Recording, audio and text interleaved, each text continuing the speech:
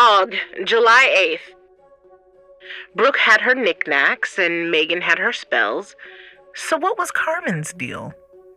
I had invited her over to see what weird little things she was hiding behind her public persona. She pulled a small gift bag out of her tote.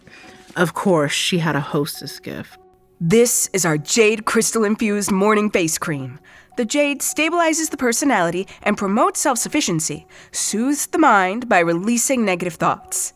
It also helps with emotional release, especially irritability, she said, taking the glass jar out of the box and pointing out the flecks of jade in the cream.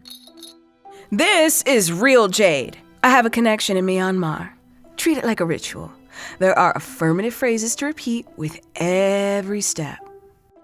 How do you try to fix somebody and call it a gift? I half expected her to say the cream would lighten my skin, too. Thanks. Beauty is currency. I guess we agree I need an influx of cash. I suppose you could look at it that way, but it's just being kind to yourself. Capitalism Con's package is self-care. I couldn't let it go. I don't know how you can participate in that, sis, I said, wanting her to see the full stankness in my face. You should be giving back to the community. Do something positive for the culture.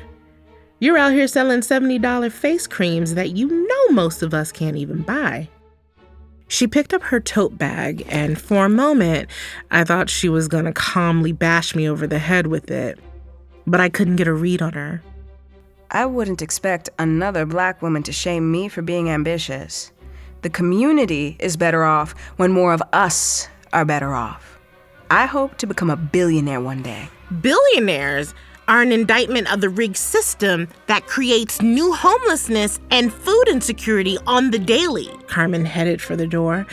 I noticed she hadn't eaten any of the finger sandwiches Victor had gotten. The tea was cold. Me being a brunch alternate was up in smoke, and all because I had to show my ass instead of playing nice. And not that it's any of your business, but I am very connected to my communities, Black and Latina. I was hoping to connect with you today, Jenna. Help you navigate the very white space that is Bedford. But I guess not, she said, closing the front door behind her.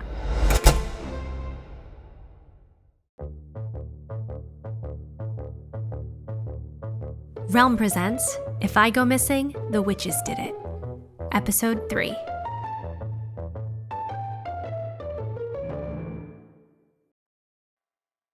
When she left, Victor came out of the kitchen where he'd obviously been eavesdropping.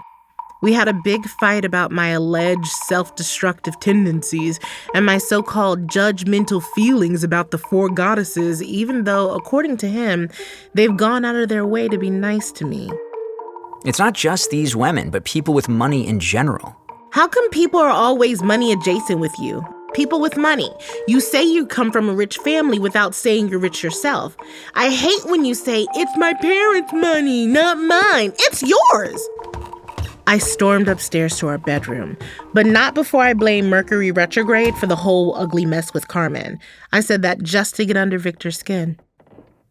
You should refocus on your book, babe. He yelled upstairs after I'd been pacing the floor for about 20 minutes. I ignored him. For some reason, Mommy Megan's white girl magic popped into my head. I wondered if I could do some kind of nose wiggly spell that would make Victor feel bad for making me feel bad. I drew some lips on some toilet paper like Megan had done. I drew Victor's eyebrows too for good measure. I wrote down some of the things he said about being careful about his family's reputation, and I drew a squiggly babe because sometimes he calls me babe like he means it, and sometimes it's a command. I said, stop talking shit about me and feel bad about not supporting me like you should. Then I flushed it in the toilet. The spell didn't work. I went downstairs to eat some of the sandwiches from the afternoon tea, and Victor gave me the cold shoulder, as expected. Guess I needed another person to witness me doing it like I had done for Megan. I'll own up to being a little self-conscious when it comes to Brooke, Mommy Megan, and them. I'm not going to tell Victor that. The goddesses, except for Bibi, have been trying to be friendly with me with their little magic spells, rituals, and beauty cream affirmations. New book title: Influencers can't make you feel bad about yourself. Only you can.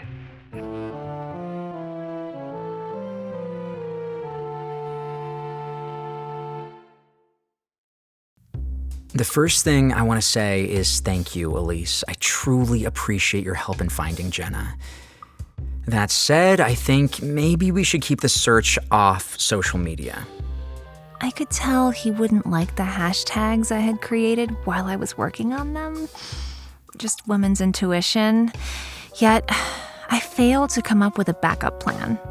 Oh, what does that say about my organizational skills? Maybe I shouldn't be leading this search.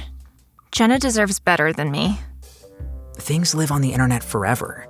When Jenna comes back, I'll feel bad if there's a hashtag about her missing out there on social media platforms for all of time.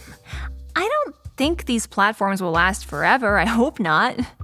Thinking of some less than flattering selfies I've left up as a commitment to authenticity. I hope you're right. Other people have tagged me in some pretty embarrassing pictures from college.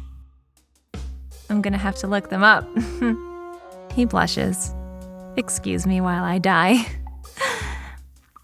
I look around the sitting room to avoid staring at him. Victor's great-uncle had wonderful taste. I can't understand why Jenna would call it creepy. I've been texting friends in Brooklyn and casually mentioning Jenna to see if anyone has seen her. I know it's the long way around, but I think Jenna would be more comfortable with that type of approach. You can poke around here. Sounds good. Gosh, I have to say how much easier it is to bounce ideas for the search off of you in person. I feel so much more comfortable here than in my room at the bed and breakfast. Sounds awful. Would you mind if I stay here? Oh, God. What did I just say? Am I still alive? Okay, Victor's eyebrows are wiggling as though they're doing some sort of calculation. Oh my God, what have I done? You can totally say no. I was half joking, I say, denying myself air until he speaks. I'm getting a bit dizzy. Of course. Where are my manners? I should have offered myself. Full disclosure, I've gone back to smoking cigarettes every day since Jenna left. Only outside, though. Guess I'm a little nervous. I understand. Thank you so much for letting me stay, I say, standing to leave before he changes his mind.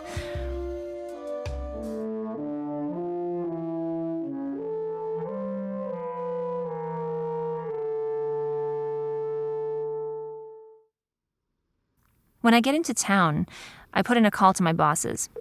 Sylvinia answers her phone directly. Awful name, awful person. What was her mother thinking? The name Sylvia was right there. Short story even shorter. They hate the recording I sent them. This is the lamest thing I've ever heard, Elise. We wanted something super sexy. Some reality star bought their kid a horse. Who gives a fuck? Speaking of fucking, is there no one fucking someone they shouldn't be fucking? I thought you had connections out there. I do. Almost everyone is gone. I told you that would be the case. She hangs up on me. Not another word, not a threat. Okay, I need a reset. Is it more important to keep a job that doesn't fulfill me, or is it more important to find Jenna? Finding Jenna is more important. Of course, if I keep my job, I can always use that platform to find Jenna if it gets to that point. I'd have to talk Victor into it. But I can be a force of nature when I need to be. And damn it, Jenna needs me to be.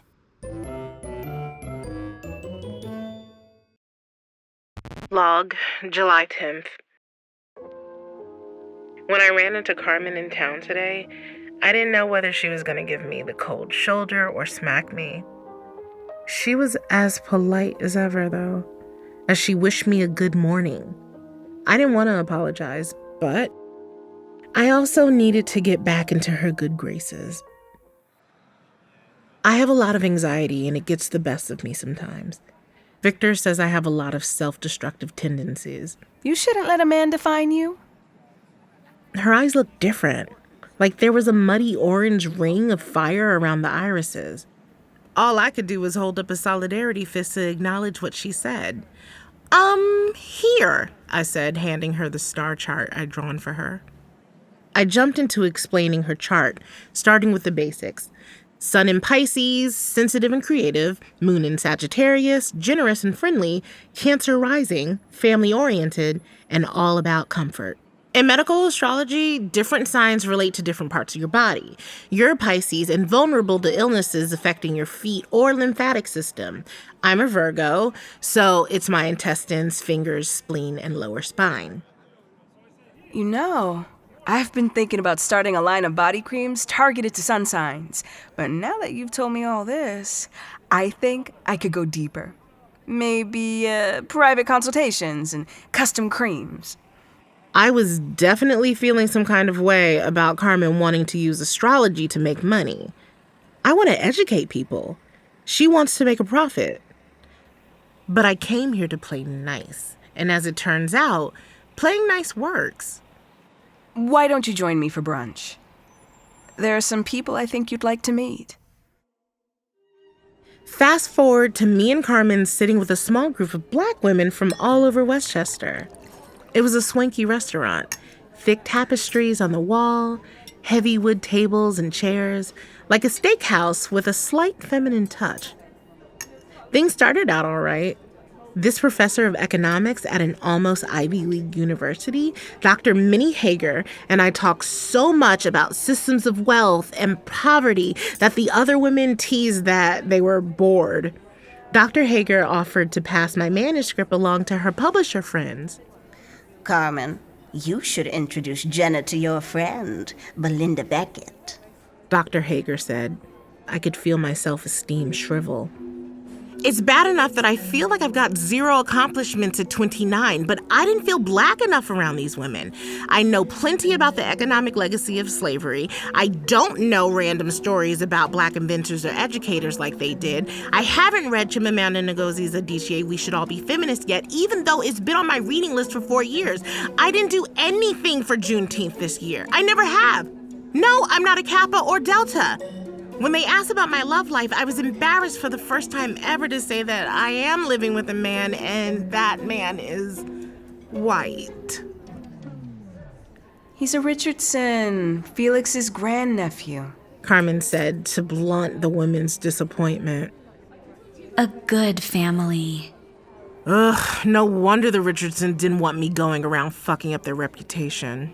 Everyone thought they walked on water. Still, I was ashamed of how I was ashamed of being in love with and loved by Victor. I've never been happier to see a server bring the bill. When you're ready. Except they wanted to divide the bill evenly. Over $100 per person. What stratosphere is this? My treat, since I invited you. No, I couldn't. I just need to... I insist.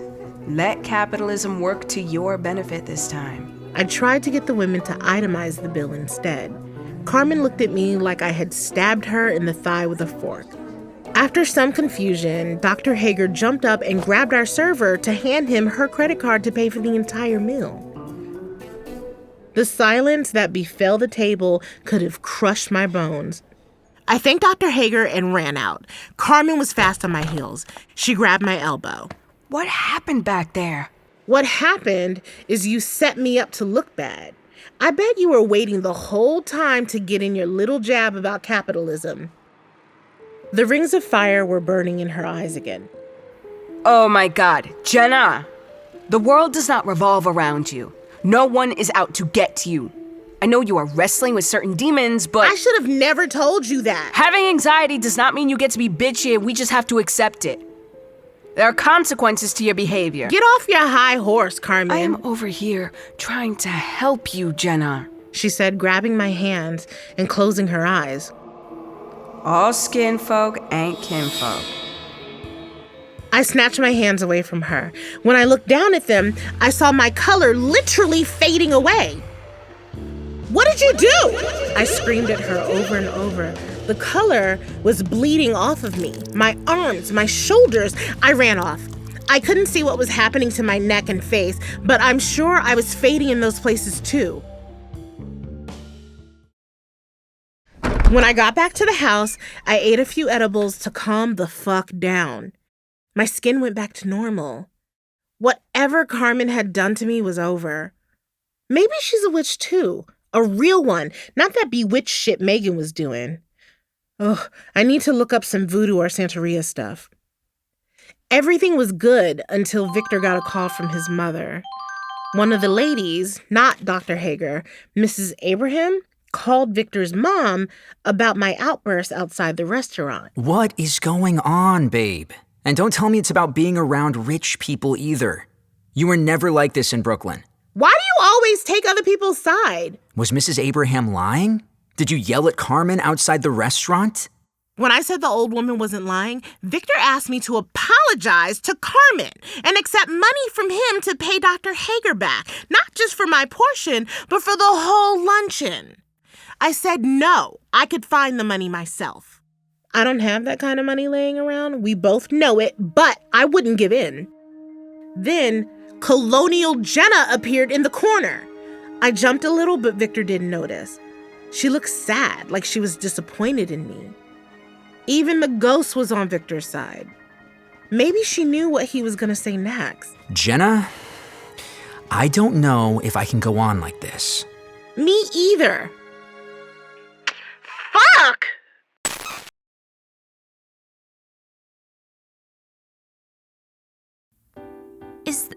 Is that Bobby Kawasaki? I ask myself as I'm headed back to my B&B. It is! Oh, my first boyfriend from high school. He's wrapping up an outdoor yoga class at the park just across the street. I wait for Bobby to finish and thank everyone for coming. I can see from the ring on his finger that he's married. Oh, all the good ones are taken. Look at him. So fit and a little bit taller than I remember. Oh, nope. He was standing on a small hill. That's okay. If I'd played my cards better, I could have been his wife. We could have had kids and a yoga business together. Bobby! Bobby Kawasaki! I shout at him. For a second, it looks like he's going to walk away without coming over, but then he does. I meet him halfway. That's a weird look he has on his face. Elise? He says, extending his hand. I take his hand into both of mine, and I imagine him giving him a hug. I expect him to say, "Nice to see you," after my name, but nothing comes. Bobby, I finally went to Tokyo last year for Fashion Week, and I kept wishing you were with me so I could see the real Tokyo. Jesus, Elise. Even after all these years, you're fetishizing me. I start to stammer like a talking fish thrust onto dry land. You wore a kimono on half our dates in high school. You learned Japanese phrases so you could talk to my mother. She's third-generation American. I feel like I'm gonna vomit. I know you didn't mean to, but you really othered me in ways that even the most racist kids didn't. I am devastated. I'm sorry, I say. And before my white lady tears can spill out of my eyes and make matters worse, I excuse myself and run back to the B&B. Safely inside, I consider calling Victor and telling him I won't be staying in Bedford after all. I know I'm being dramatic, but I just want to go back to Manhattan. I'll let my father set me up with a proper job.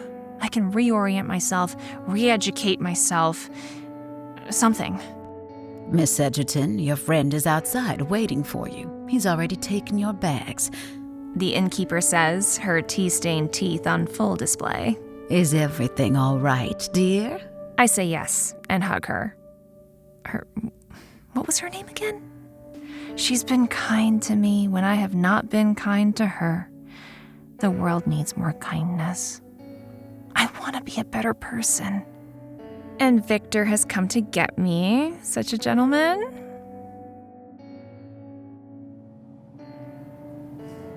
I'm quiet during the ride, and Victor asks me if something is wrong.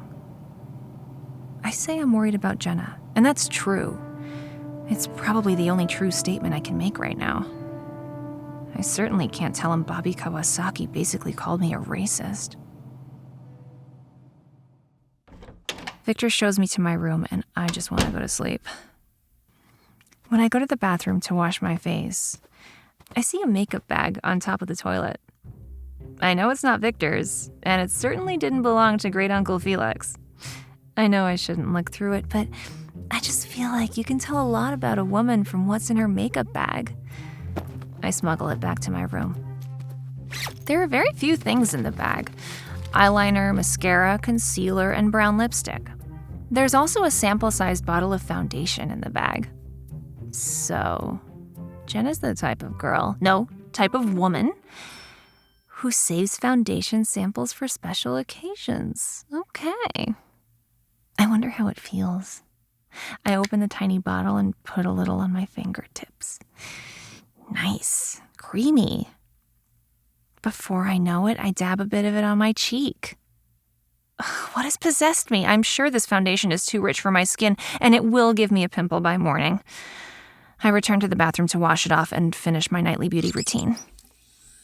I lather up and notice that the color of Jenna's foundation is in sharp contrast to the whiteness of my hands. I look up and into the mirror. The same contrast.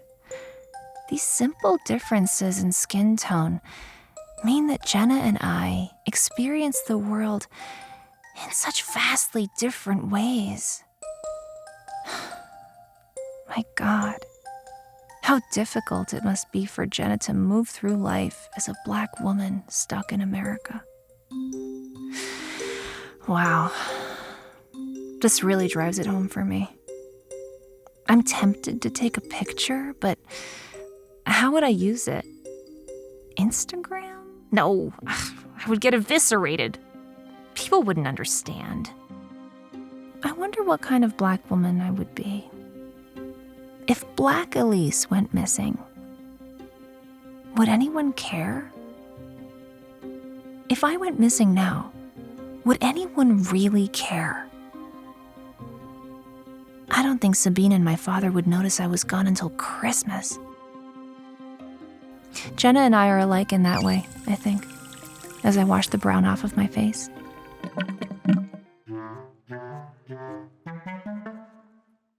Vlog, July 10th. I decided to go sit by the lake for a while and clear my head after my fight with Victor. I had started freaking out again about the way Carmen made the color in my skin fade away. The internet had no explanation for what happened to me. I thought about where I'd live if Victor and I broke up. I know Victor's gonna offer money to help me, but fuck that. I've done this before. I always land on my feet. No more rich boys, though. Staring at the moon on the lake, a lot of shit went through my mind. I know I was high as hell, still am a little bit, but the reflection of the moon in the water started to change shape. I saw myself doing a reading from my new book and then an interview on TV. I looked successful. I instantly knew that if I would just focus on the goddesses and be their friend instead of their adversary, I could have everything I wanted. If I could just join their circle, I swear I heard the word circle, I would be a famous author. It felt like a suggestion from the universe, but I'm still not sure that would work unless I give up on it being a burn book about the uselessness of influencers. If I joined their circle, would that mean I had to become an influencer too? Yuck. Regardless, I need to apologize to Carmen again and get the X off my black card. I feel like this kind of beef could come back to bite me professionally. After that, I don't know what to do. The longer I stay here, the messier I get. I never had a vision before stepping foot on Great Uncle Felix's property. Never saw a ghost with my own eyes. Oh shit. If I don't fix shit here, is Colonial Jenna gonna follow me all the way back to Brooklyn?